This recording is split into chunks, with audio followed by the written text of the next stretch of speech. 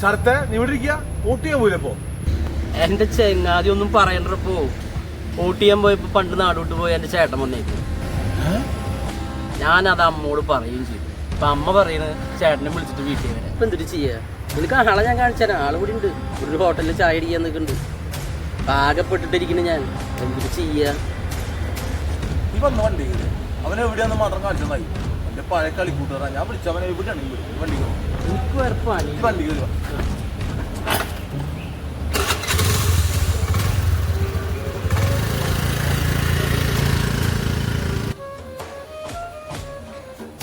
ഇതാ ഞാൻ പറഞ്ഞ വോട്ട് ചെയ്ത എന്റെ ചേട്ടൻ.